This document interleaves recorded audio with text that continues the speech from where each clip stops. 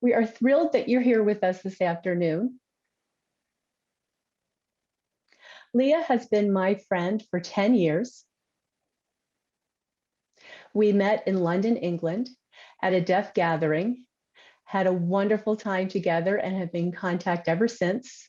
We contact each other through Skype and Facebook, and it's an honor for me to have witnessed her journey and what she has shared with me. She received her master's in linguistics from Gallaudet University and then attended the University of Texas in Austin to get her doctorate in linguistics. She is currently in Sacramento, California, where she teaches at the California State University at Sacramento. She teaches ASL and linguistics and a variety of topics of ASL, the structure of ASL, etc. We just connected recently on Twitter.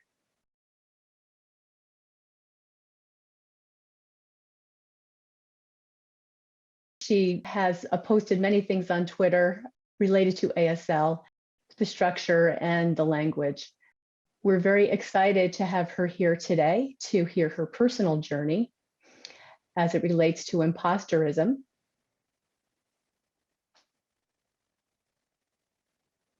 Are you ready, Leah? I'm ready. Thank you so much. Thank you so much for being here, and we're looking forward to a great lecture. As Yumi has said, today's presentation is about my journey from a young child to a PhD candidate. I've been guided along the way by very many people and programs, and that journey has included RIT and NTID. So like Yumi said, you meet someone, they're involved in an organization or at a university, and you never know where that relationship is going to take you. Your paths may cross again.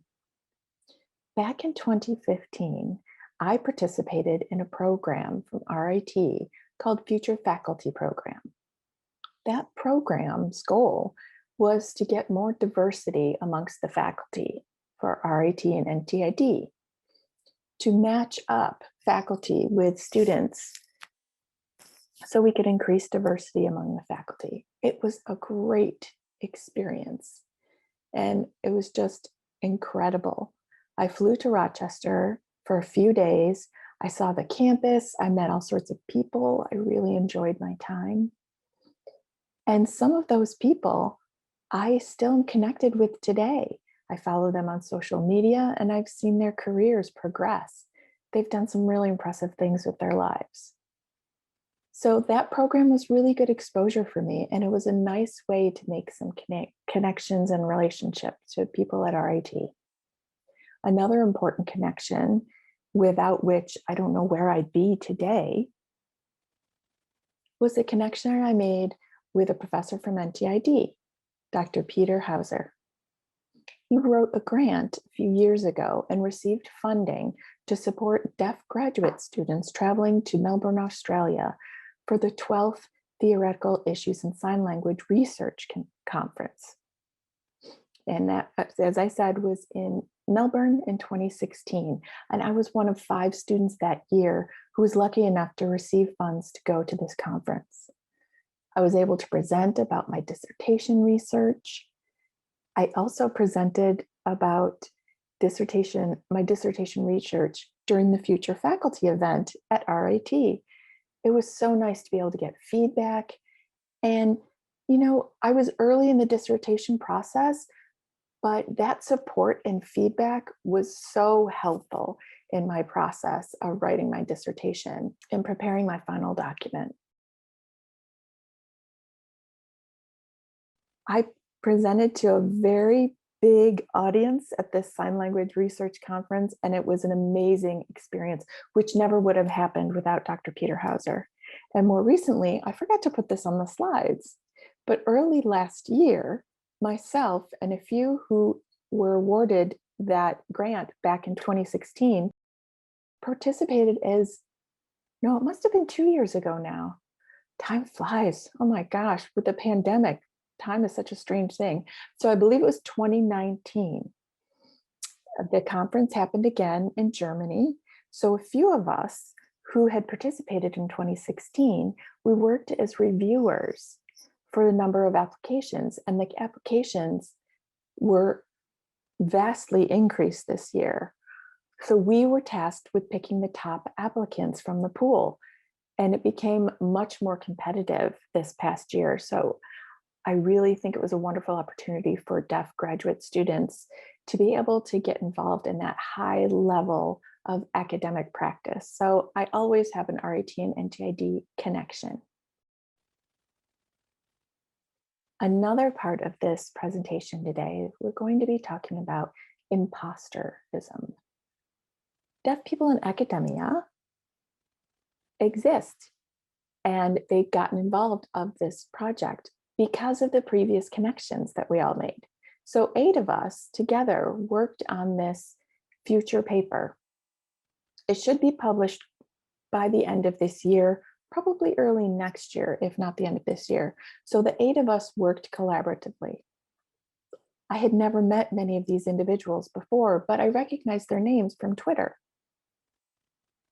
Dr. Henner, I knew and had worked with them previously. We were both graduate students at Texas University in Austin.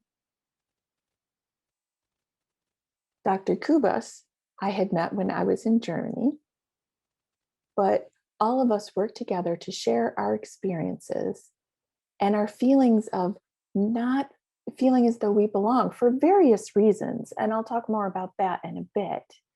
But I really want to pay my respects to all of these individuals, because without them and their involvement in this project, we wouldn't have the ability, I wouldn't have the ability to really reflect upon my own experience and my experience of imposterism. Our book chapter, again, as I said, probably the end of 2021, maybe early 2022. So we have a book chapter, but we also wrote a blog version, and it is signed in International Sign Language, and it's posted on Academic. So if you're interested in a more succinct version of our book chapter, please do visit this website. Okay, so we've set the scene. Now I would like us to step inside a time machine, and we're going to travel back in time to 3rd grade. Well, when I was in 3rd grade, probably not when you were in 3rd grade. A key thing I want to emphasize is my consistent feeling of not belonging for some reason, and I'll explain what that looks like for me. I'm sure many of you have already seen various and sundry memes of our beloved Bernie Sanders at the swearing-in ceremony with the famous mittens, with his arms crossed on his lap. I saw a meme, probably from an audiologist or an audiological student, and they had Bernie sitting in an audiology sound booth. And I scoured the internet for this presentation. I wanted that image to put into this presentation, but I couldn't find it. And so I tried to make it myself, and this was the best version I could get. I am just not as good at making memes as other people. So back to 3rd grade, I remember my class had to go for hearing screenings. We all lined up, waited in the hallway for our turn. It was really strange because the screening happened in a part of the building that I had never accessed before. And of course, I was in 3rd grade. So this was my 4th year in the elementary school. And I never had been into this part of the building. It felt strange and mysterious and exciting all at once. I didn't really know what a hearing screening meant, so I was more than happy to follow along with the class and wait for my turn. Finally, it was my turn to go sit in this tiny room. There was an adult who explained to me what to do, and she said, "Okay, Leah, you're going to put the headphones on, and when you hear a beep, raise your hand." Simple enough, I thought. So I sat in. I thought, I'm going to follow these instructions to the letter. I sat down. I could do this. So the room has a window, as you probably know. I sat down and I was looking at an adult on the other side of that window who was giving the test. So I raised my hand as the test went along, and then the beep stopped. So I just sat there, like Bernie, arms crossed. I didn't have any mittens, though. They weren't necessary. So I looked through the window and I saw the woman waving at me, and she was telling me to tighten the headphones on my ears. Still, I didn't hear any beeps. So the woman stood up, came into the room, and said, "Remember, Leah, when you hear a beep, raise your hand." And I was puzzled because I didn't forget those instructions. They were simple enough. I didn't hear a beep, so I didn't raise my hand. I was following the instructions to the letter. She said, "Remember, raise your hand when you hear a beep." Okay, good enough. So she went back and sat down, closed the door. She signaled to me to really smash those headphones over my ears. Again, I didn't hear anything. So finally, through the window, I read her lips. She said, "Raise your hand when I tell you." So I smashed the headphones down and she raised her hand. So I raised my hand. And she made a note, finished the test. I got a piece of paper and I went back to class. I was 9. I didn't fully understand what had just happened. I tried to follow the instructions as they were explained to me, but at the same time, I felt very uneasy. The woman told me, when you hear a beep, you raise your hand. If you don't hear a beep, you don't raise your hand. But then I was chastised for not raising my hand when I didn't hear a thing. So it was very unsettling to me. That's what happened in 3rd grade. I don't remember much more about that after the hearing test happened. And I don't remember telling anyone about it or talking to anyone about it until much, much later. I may have told my babysitter at the time, and she had told my parents, or maybe I told my parents. I honestly don't remember the situation. But that was my experience in 3rd grade.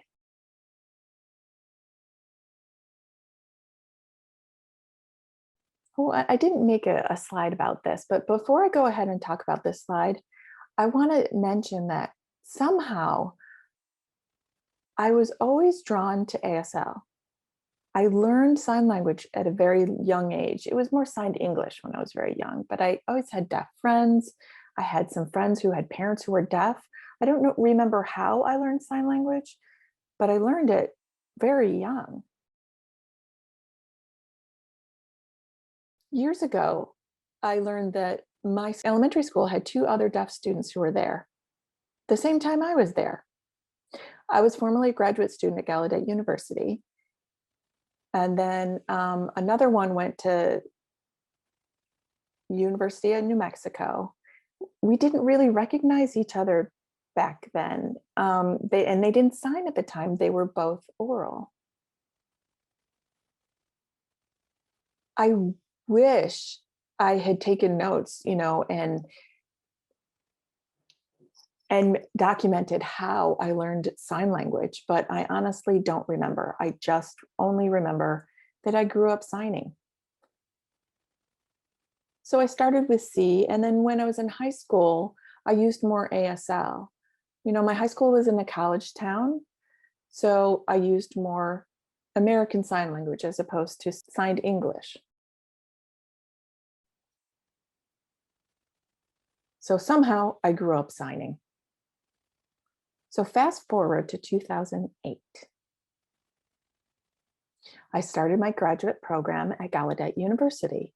And ironically, I don't know, maybe it's not ironic, I applied as a hearing student.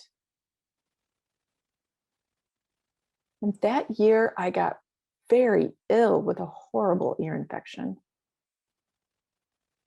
I couldn't fly because flying with an ear infection can cause your eardrum to rupture. And I didn't want that horrible pain. So the last minute, my father and I decided to rent a car and drive to Washington, D.C. from New Mexico, where I received my BA, to Gallaudet University. The entire time I was in pain, but at least it was less pain than the prospect of flying with an ear infection. So we finally got to Washington, D.C. and Gallaudet. My ear infection went away, but I'd started to have some problems where all of a sudden I'd get this attack of pain, exactly like that pain you experience when the plane's taking off from off the tarmac, or when you're in a tall building and you're in an elevator and your ears pop. It was that kind of pain, but it was excruciating. And it would go on for maybe 20 or 30 seconds and then disappear. And of course, it didn't happen while I was flying. I remember it happened one time when I was in the cafeteria at Gallaudet University, just having lunch with friends. And all of a sudden, I was completely distracted by this horrible pain.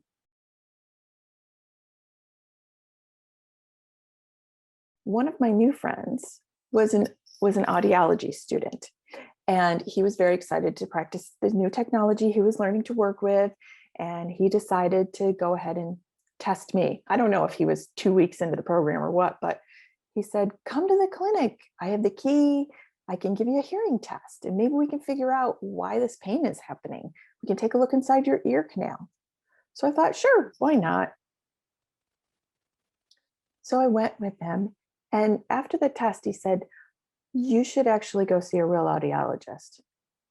That gave me a bit of pause, and I, agreed, because I was experiencing this frequent pain.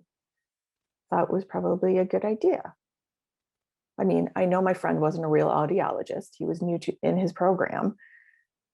At that time, maybe still today, it was free for students to go to the speech and hearing clinic at Gallaudet University. So I went ahead and made an appointment, went in and I sat down with a real audiologist who tested my hearing. I think my friend was still there, just watching everything that was going on. I got my audiogram, and it labeled me hard of hearing. And then I remembered 3rd grade and that hearing test and what had happened between 3rd grade and that day. The woman telling me to raise my hand when I didn't hear a beep. And now I had this proof that I was hard of hearing in my hands. But there were other instances in my past that came to the fore when I was thinking about this. While I was in high school, I ran cross country. And they're long runs, of course. And I remember my teammate liked to run with me. And the reason she told me is because I had to run with my asthma inhaler, and I would flick the cap while I was running because it felt good, that clicking sound. My friend told me she liked hearing that clicking sound because it helped her focus on her running and her breathing when she heard that rhythmic click. And I thought to myself, I remembered playing with the cap, but I didn't realize it made a sound. I had never heard it. Another remembrance I had with regard to hearing or not hearing is, I just didn't realize that I wasn't hearing. So at Gallaudet, a deaf university, I applied as a hearing student, even though I kind of remember the 3rd grade audiogram. But I passed that hearing test, the hearing screening, I was fine. I was kind of unmoored at that point. I'm hard of hearing, but I couldn't just start calling myself hard of hearing. It felt too impostery, if you will. So it was a time of confusion for me. I really didn't have the language to describe how I was feeling, but it was imposter syndrome. But at that time, I couldn't describe it. Fortunately, Gallaudet, I've had full access to a visual language, and so it wasn't a problem for me as a graduate student there. I am with my cohort of graduate students who are all majoring in linguistics with our professor, and this is the year 2010. So in that 2-year time span, I really arrived at school identifying as a hearing person. And then I couldn't imagine myself graduating from Gallaudet and then describing myself as a deaf person. That just seemed too fantastical. I know it's odd, but at the time, most people in the environment who had grown up deaf when you met them, you asked what school they went to, whether a residential school for the deaf or if they went to a mainstream program and their parents' hearing status. But I didn't grow up like those deaf people who were in my life. And so I thought I couldn't be deaf or hard of hearing because I didn't match the external schema that I was introduced to at that time. So let me just stop and move on. After I graduated from Gallaudet, I went to the University of Texas at Austin PhD program, and I was a little self-assured. I had my master's degree in linguistics, and I knew other students did, but many people were not accepted going directly from a bachelor's degree into a doctorate degree. And because I had my master's, I felt like I was a little further ahead of those who were.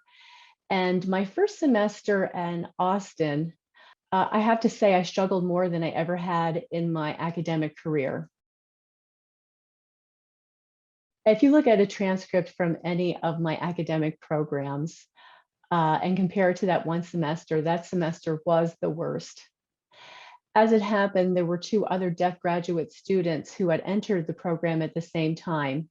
And in my first semester, we had to take 3 classes, and 2 were with those students where there were interpreters and 1 wasn't. And I was struggling overall, but I was struggling mostly in this 1 class that did not have interpreting services.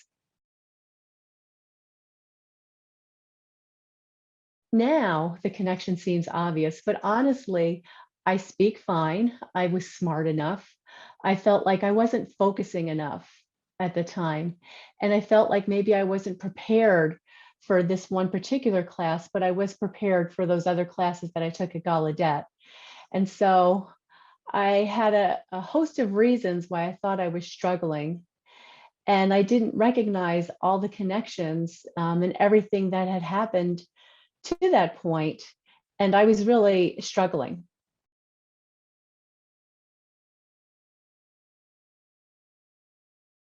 I felt like I couldn't just ask for CART because I just had 1 audiogram from Gallaudet. And you don't just go to a deaf school and become deaf. It just seemed unbelievable, incredulous. It wasn't a thing that I was denying, but I just didn't recognize the need. And then in this 1 class that didn't have any interpreters, one day the lecture was happening, and the class, we were sitting in a circle, and the whole class broke out laughing. And clearly, I just didn't understand the semantics, I thought. So I thought it was no big deal. I just didn't understand the semantics. But everyone was laughing so hard that I actually raised my hand and I asked the professor to repeat what they said. And the professor approached me, got in my face and said, "Do you want me to say the same thing again, or do I need to rephrase it differently for you?"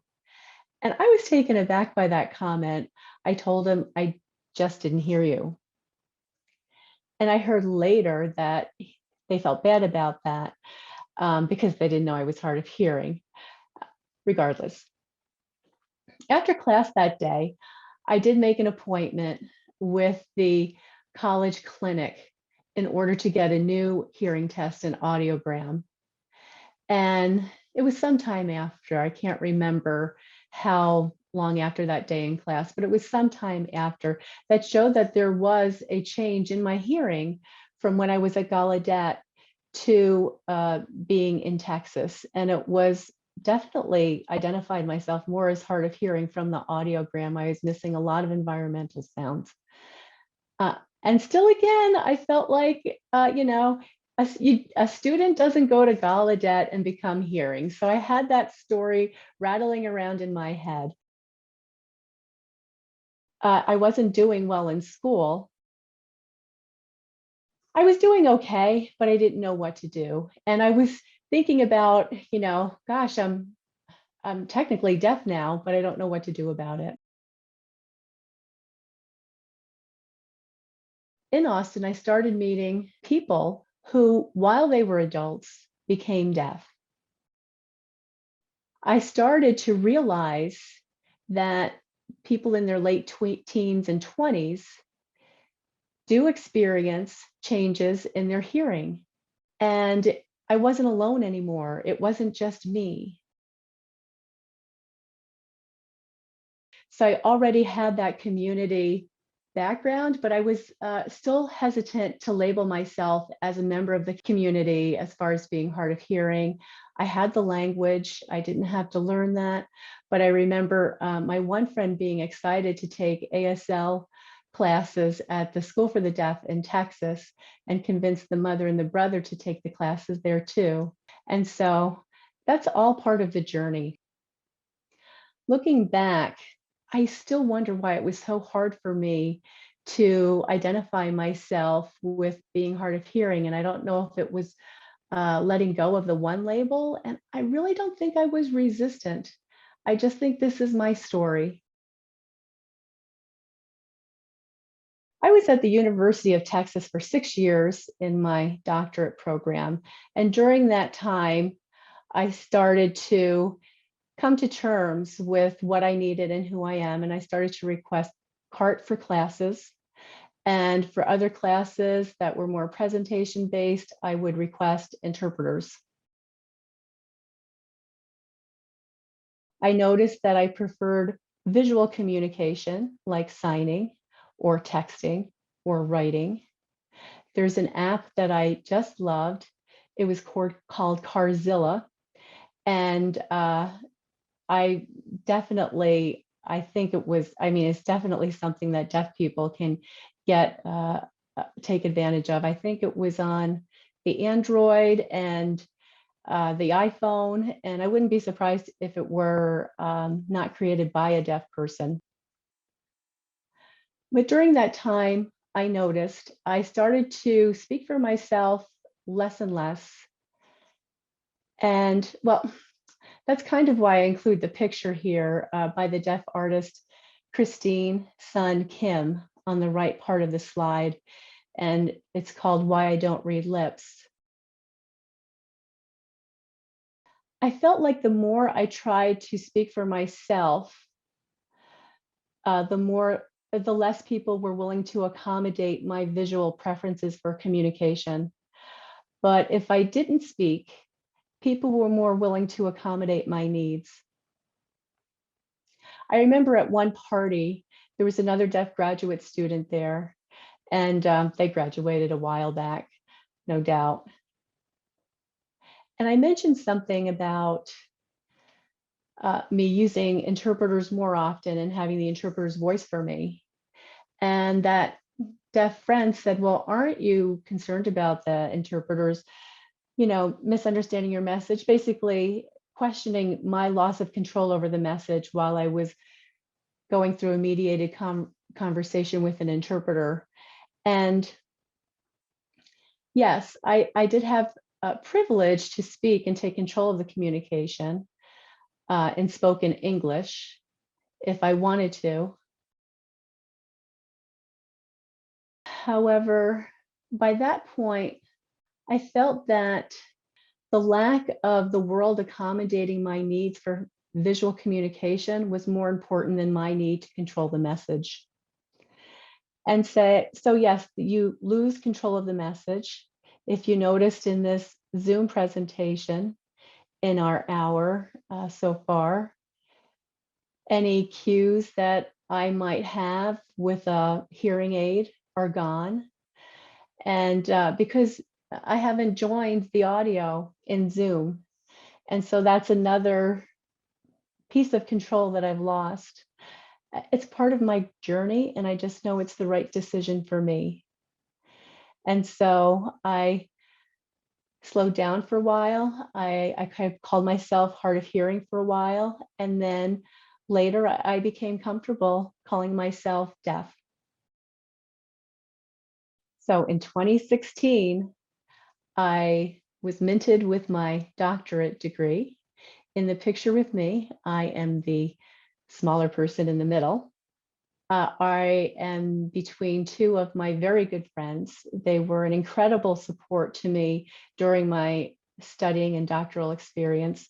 And then there were the other graduate deaf students who were also a tremendous support to me at the University of Texas, Austin. There were several other people, but the one person in the linguistics department was one of the other people who was on the imposter syndrome paper, Dr. Lana Ho, who is now from the University of California in Santa Barbara. They were such a support. I could not have finished my degree without that community of support helping me. Dr. Ho talks a lot about her journey in the academic world as deaf people. And, you know, before even this paper, we talked about our journeys and the frustrations we felt and the challenges we met and how we addressed those challenges and how we approached those people to resolve the issues we were facing. Dr. Ho's support and feedback were integral to me. And the other students who supported me, they supported me from day one until we graduated. So I thank them so much. Another important part of my journey was a Deaf Artist in Residency program at the Anderson Center for Deaf Artists. There were 5 of us who were in residence for 1 month. We became very close. It was the first time ever that I was really in a deaf-rich ASL environment. I wrote a lot. My dissertation was finished, but I borrowed from my dissertation to author some articles. I learned about my colleagues' journeys, and I learned about how they navigated the world. They really helped me. No two deaf people have the same journey or same life experience. And maybe in some ways it feels a little more different, but being different doesn't mean it's invalid. And it was a hard lesson for me in many ways to constantly feel invalidated by my experiences and something I had to work through. The time, that month where I was in residence, I felt affirmed. I felt that my journey was validated. The timing of my residency was ideal. It was after I left Austin. I moved to the University at Sacramento and I decided to be voice off 100%. Most of the people here, except a few who are very close friends, have never heard my speaking voice before. They do not know that I can speak, and it doesn't matter because they are really willing to accommodate my visual communication requirement. At the same time, I was starting a new job. I was starting fresh. I still had that imposter syndrome because I had taught for several years as a graduate student, but I was spared attending faculty meetings and the university bureaucracy. And I was sheltered as a student, but here in my new role, I had to be involved in all of that. And again, I felt like, who am I? I don't know why I was hired into this role. And my first semester was similar to my first semester as a doctorate student. It was rough. And I think that imposterism is still a big part of the feelings that I have when I'm unsure about myself. And so with that, I'll transition now into the book chapter that I co-wrote. That book chapter was an amalgam of all our experiences. There were many things that overlapped, many shared experiences. And then there were other things that depended really on the country that the individual had the experience in, and the university they attended, and the field that they were in. And I will be talking more about that next.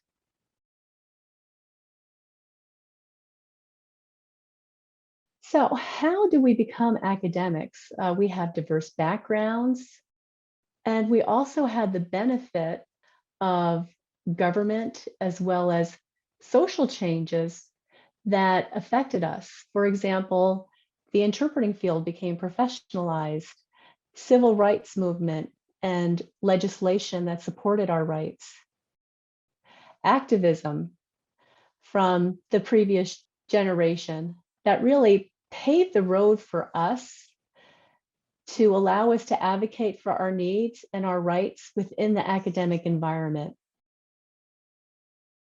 It wasn't like magic, and one day I became a professor at a university.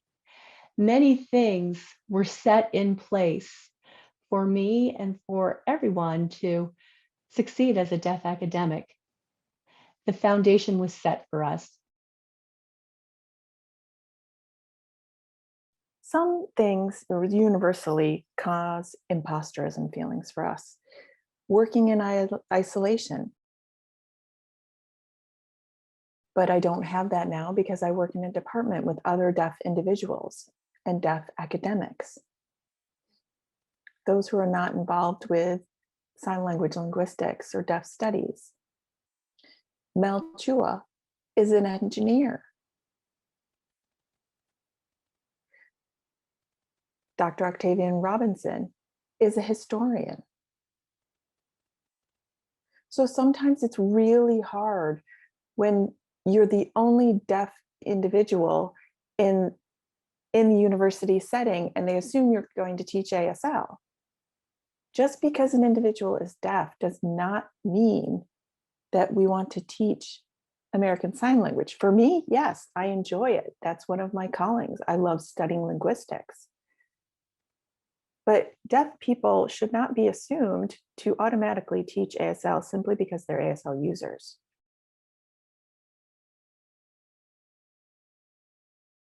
We should be seen as individuals with value for our expertise in the field and our training, not as ASL teachers simply because we're deaf.